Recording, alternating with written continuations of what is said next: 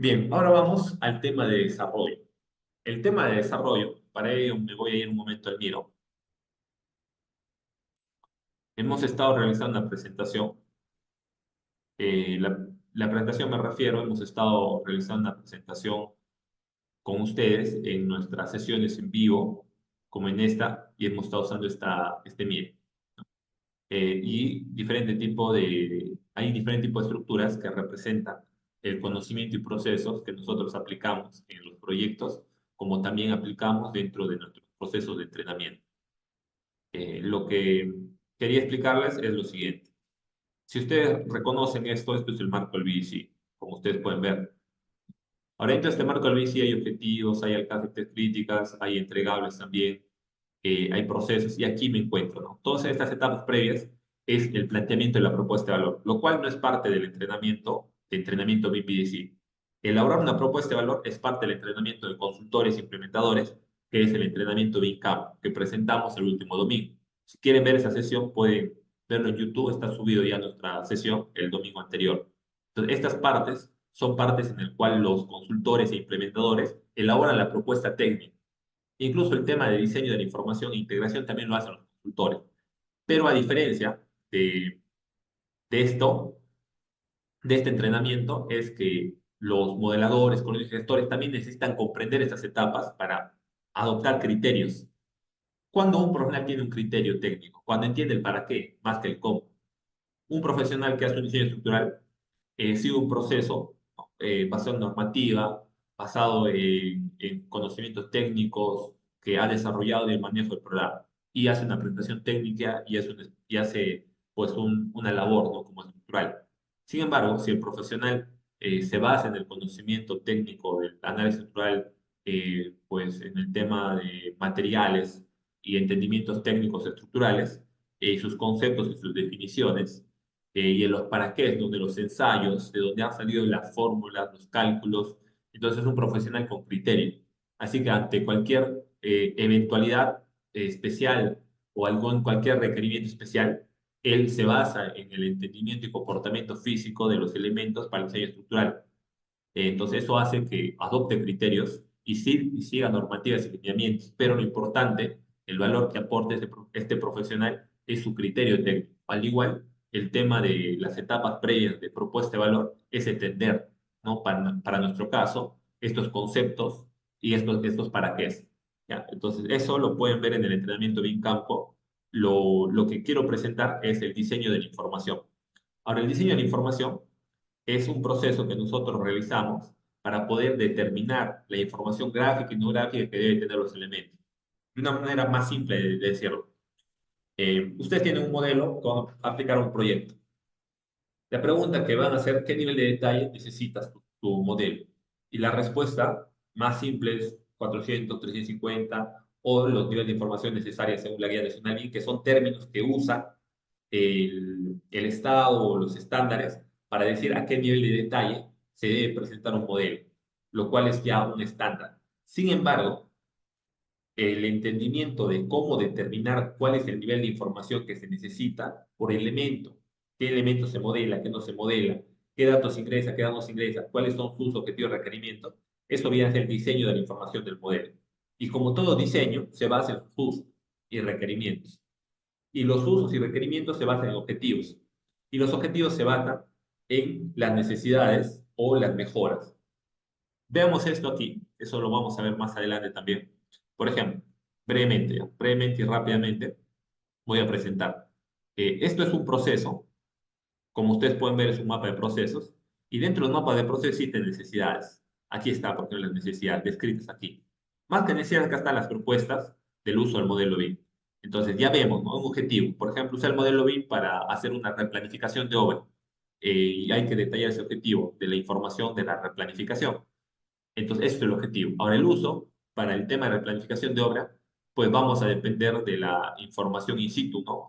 Lo que es control de sitio o lo que es escaneo en 3D o levantamiento topográfico. Entonces, vamos a entender que hay cierta información que vamos a necesitar y también hay información que vamos a brindar. Entonces, en ese proceso de interacción del modelo BIM y su uso dentro de la gestión de la obra, vamos a identificar diferentes tipos de usos y requerimientos. Entonces, a partir de ahí ya se empieza a diseñar el modelo BIM, ya entendiendo cuál es la necesidad de la información del modelo BIM, se empieza a determinar qué se modela, qué no se modela. Por ejemplo, para un análisis de interferencias, ¿qué tan importante es el acero? Algunos dirán, sí, para estos casos especiales el acero te va a ayudar, pero generalmente no aporta el acero para un uso de detección de interferencias, ¿no? Entonces, el acero, por ejemplo, no contribuye a este objetivo, por lo cual no se debería modelar para ese objetivo. Pero si alguien me argumenta y me dice, pero si lo necesitas para la documentación, sí lo necesito para documentar y parametrar, pero esos son otro tipo de usos. Entonces voy al final entendiendo que un elemento va a ser modelado por etapas según los tipos de usos que va teniendo. Entonces es así como se define. Con esta explicación estoy buscando resumir este alcance de lo que vendría a ser el diseño del modelo BIM. Continuemos. Miren, acá está representado lo mismo que está en el Miro, ¿no? Hay que hacer un tema de diseño, de nivel de información gráfica. Nosotros tenemos un grupo de procesos que hoy puntualmente les voy a presentar, ¿no? Esto es para esto, para esto, para esto, para esto, que es el proceso que nosotros seguimos para diseñar la información del modelo BIM, que es lo que vamos a explicar en este momento. Y luego viene ya la integración, y eso lo vamos a explicar, su importancia, su uso, los conceptos y la justificación de todo este proceso que nosotros hemos desarrollado. Y ya el día domingo se va a hacer la parte práctica, como el modelo, ¿no? Presentando estas herramientas donde se integra la información. Empecemos por el tema del diseño. Como ya saben, el diseño de la información o el diseño de un modelo BIM es diseñar la información gráfica y no gráfica. Ahora, nosotros, ¿cómo hacemos para diseñar la información de un modelo BIM? Vamos al Miro. Todo está en el Miro, todo está en este tipo de presentaciones que nosotros, por lo largo de ya en febrero cumplimos 8 años de experiencia, hemos venido trabajando en proyectos. Lo que hemos difundido últimamente, sobre todo, es el tema de implementación. Así que si ustedes nos siguen más de 2 años, van a ver que en 2022, 2021, nosotros hemos difundido este conocimiento ya. Y ahora, por base a nuestro lanzamiento y esta sesión especial, estamos volviendo a difundirlo con el objetivo de, bueno, ya hay ciertas mejoras, pero con el objetivo de poder, pues, entender y comunicar cómo se realiza ese tipo de servicios, soportes y también cómo se va a realizar los entrenamientos. A ver, aquí está. Diseño de la información está basado en un grupo de matrices. Presentemos algunas, ¿no? Por ejemplo, esta es una matriz. ¿Cómo le llamamos a esta matriz? Matriz de partidas. La matriz de partidas nos permite a nosotros analizar y entender cómo se estructura la información de los metrados que se va a necesitar para la gestión de obra. Por ejemplo, un metrado para diseño no va a ser lo mismo que un metrado para subcontratos. Entonces, esta matriz de simplemente organizar la información para la obtención de metrados, nosotros lo llamamos matriz de partidas. Nos permite identificar las partidas y sus parámetros que vamos a usar para crear la información. Luego también tenemos otro tipo de matriz, matrices de estructuración de archivos. Hay que entender que un modelo BIM es un modelo único, pero un modelo único no quiere decir que es un archivo único. Ahora, nosotros podemos dividir un modelo en diferentes archivos. Proyectos existen diversos, tanto proyectos horizontales en este caso y verticales, y ambos. Y un criterio que deben ustedes manejar es que los archivos idealmente deben pesar menos de 30 megas. Después de ese peso, el archivo pierde capacidad de respuesta. Y los que ya trabajan en BIM van a ver su modelo y van a decir, oye, pero el mío pesa 80, 100 y lo trabajo normal, ¿no? No tengo problemas en abrir, en editar. Creo que 30 es algo muy conservador, pero si ustedes tratan de entender los conceptos de lo que es un modelo BIM es capacidad de respuesta. Y si tu modelo BIM pierde capacidad de respuesta de revisión y edición, es un mal modelo BIM. ¿Qué quiero decir con esto? Y ustedes van a seguir argumentando lo mismo, y puede ser esto válido, pero yo les doy ciertos alcances desde mi conocimiento técnico y ustedes lo pueden evaluar y sacar sus propias conclusiones. ¿A qué me refiero? Me refiero si esta información llega a obra, llega a un proyecto y hay que suponer que pese 70 megas. Y esta información lo abre el modelador con su procesador, ¿no? Último, con su tarjeta gráfica, con una estacionaria ahí dentro del proyecto. Y no hay problema, tal vez es un poco lento, pero lo abre normalmente. Pero luego, cuando el residente o cualquier otro profesional técnico necesita abrir la información porque la información está proporcionada con los archivos Revit o está directamente en los planos en el modelo, entonces este profesional ve una limitación en abrir. Por ejemplo, hay que hacer una analogía con el CAD. El CAD ya tenía ese problema. El CAD muchas veces, bueno, el término de, no sé, llamar planchar, mandatear, pero había una saturación de información en un plano que hacía lento el abrir. Entonces, ese proceso de ralentizar la revisión del modelo o la edición por el modelador hace que pierda capacidad de respuesta. Pero sin embargo, cuando uno analiza cómo estructurar un archivo de un proyecto, no está pensando en eso, está pensando en otros fines prácticos, pero no está pensando en que le está dejando o le está haciendo perder capacidad después de revisión y edición. Es por eso que una práctica que puede ser recomendada, y eso evalúen ustedes, es fragmentar los archivos para tener unidades de modelado. Las unidades de modelado son las formas en las cuales uno incluso planifica su proceso de modelamiento. Bueno, ahí hay más alcances técnicos que comunicar, pero sin embargo quiero que tengan presente eso. Y nosotros analizamos y estructuramos en archivos llamados matrices de archivos, no matrices de módulos, llamamos, o de niveles. Lo mismo, hacemos matrices para requerimiento de obra. Por ejemplo, viene una empresa y nos dice, necesito la información tal o cual, lo necesito que tengas presentes los ciertos objetivos y ciencia alcance. Nosotros lo que hacemos es centralizar todos los requerimientos que nos brinde el cliente en una matriz de gestión de obra o de RFI, ¿no? Que nos permita a nosotros entender la información. También tenemos matrices de documentación. Las matrices de documentación vienen a ser de dos formas. No necesariamente son matrices. Nosotros lo identificamos como matrices, pero no necesariamente son matrices. Para nosotros todo esto es la forma como se va a hacer los requerimientos o estructurar la información bajo los requerimientos del modelo. Por ejemplo, si nosotros tenemos un proyecto de expediente y en el proyecto de expediente la empresa que brinda hace mucho tiempo servicio a una entidad y a la entidad siempre le pide una calidad de planos que debe presentar y ahora la empresa proyectista ha decidido aplicar este conocimiento con modelos BIM. Y lo que le está pasando es que este conocimiento que está aplicando de modelos BIM está dándole menor calidad de información, menos detalle. ¿Y eso por qué pasa? Porque al momento de que has contratado a la empresa de modeladores que le has solicitado, ellos en ningún momento les has dicho, así necesito mis planos, esa es la calidad que debe llegar. Y eso que tú le dices, cómo lo necesita la información, es requerimiento, como ya lo he explicado.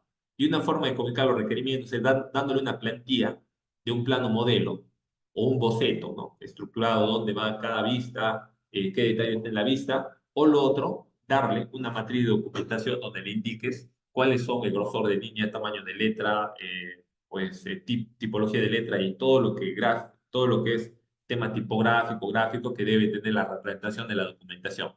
Entonces, esta presentación que estoy haciendo en este momento busca explicar que nosotros determinamos en formatos, matriz de partidas, módulos de gestión de obra, lo que es la información, ¿no? Mejor dicho, cualquier tipo de requerimiento que nos dé el cliente o basado en los objetivos y usos que nosotros hemos mapeado, toda esa información lo centralizamos en matriz.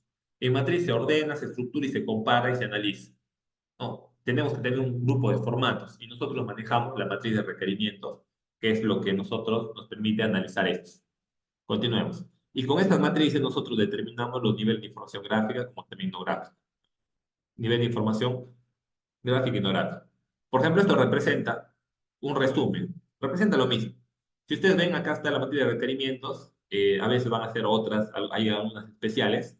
Y esos son los requerimientos que nos brindan. Entonces nosotros vamos a determinar los niveles de información y de detalle que va a tener el modelo basado en esta matriz.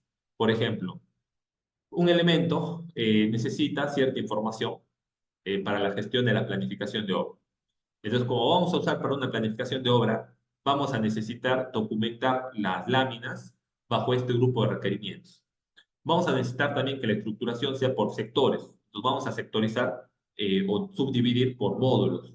¿Por qué? Porque vamos a necesitar hacer un proceso de sectorización o presentación a los subcontratos.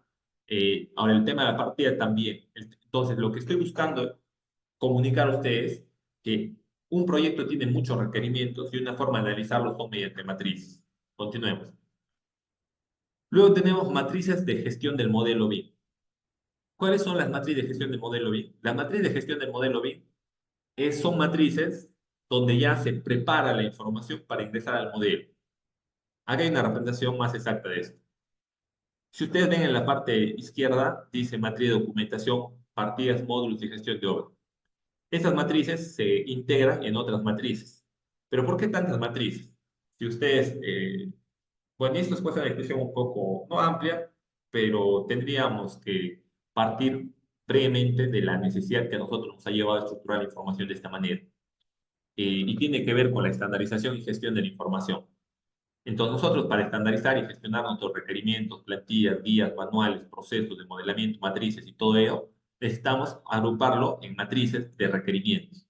Estas matrices de requerimientos se van a transformar en matrices de gestión del modelo. Y les explico ahora por qué, yendo nuevamente al mismo. ¿Dónde están las matrices de gestión del modelo? Vamos a mostrar, por ejemplo, la matriz de gestión o la matriz de modelado. La matriz de modelado es aquella matriz que comunica al modelador cuál es la información no gráfica a nivel de datos y a nivel nomenclatura, tipo de letras y, bueno, no tipo de letras, sino si es mayúscula, minúscula, números, es abreviatura o no lo es, hay un prefijo, un sufijo, es poder tener una matriz de modelado. La matriz de modelado permite comunicar al modelador cómo debe ingresar cada dato del modelo. Y esto no es algo estándar en todos los proyectos, esto difiere mucho en cada proyecto.